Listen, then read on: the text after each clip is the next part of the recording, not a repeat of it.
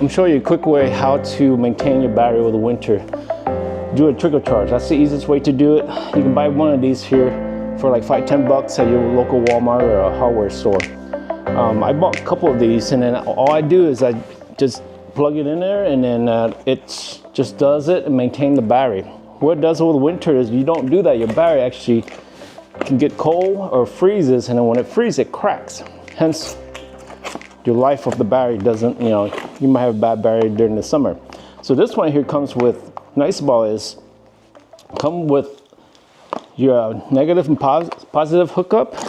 And also, what I like about this one is, you can, instead of taking the battery out, sometimes in the prior years, what I did was I took the battery out and put it inside the house so that it won't get cold. But now, what I'm doing this year is, I buy this here, and this actually comes with a pre-hookup, so you can just hook it up. I'll show you in a little bit. Just hook it up, and then you just hook it up to the maintainer. So like when you're done, or when it's full power, you don't want to charge anymore, you can just come and hook it up just like this here. So it's designed really easy. Your connectors, voila. And when you're done, you just unplug it. So let me walk you through it here real quick here. Again, I have 3 of these right now. 2 of them are plugged in the skid steer and the excavator. So I'm gonna walk you here and see how it's all done. Again, it's really, really simple, really easy to maintain. Again, save yourself a lot of time and work. You have to go out there and worry about it, right? As for the golf cart, I actually charge it once a month. They do sell stronger, but you need a little bit more power, because these won't be able to handle the battery, because it's 1.46 volt, 12 volt. It won't be able to handle the golf cart, so you need some more power for it to do the golf cart for a trickle charge. But here, let me show you what I did with this one. As for the mini excavator, you can see here, see how it's hooked up, even has a fuse in it, so just in case it's blown or whatever, it will disconnect for you.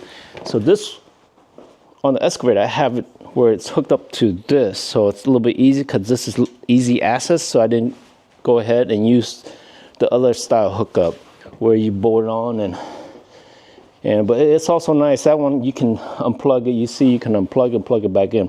So I just have it plugged it in, and it just goes to the wall, and it just charges here.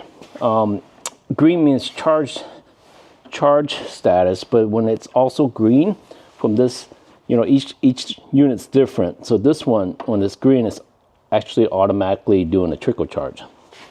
Again, that's all you got to do to it.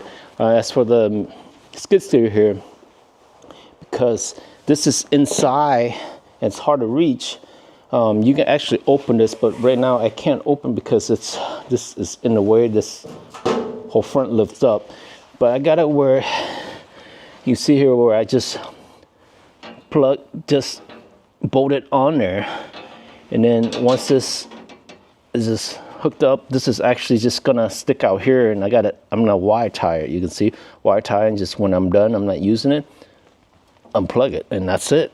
So I don't have to like reach in there, and then you don't have to worry about this coming.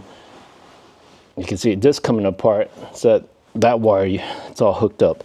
So that's the way to do it. You can do this, and you can leave it on all year round if you want.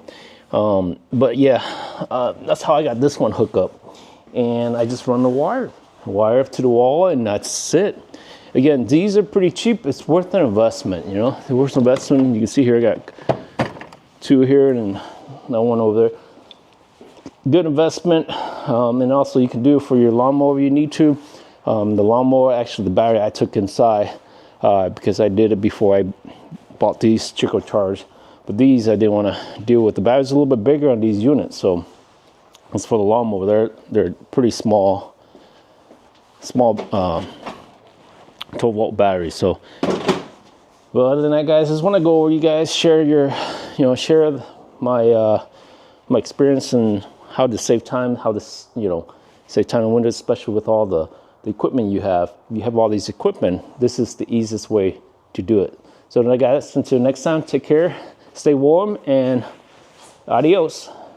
So here guys, I'm gonna show you how hot these chargers get. I have this thermal camera here.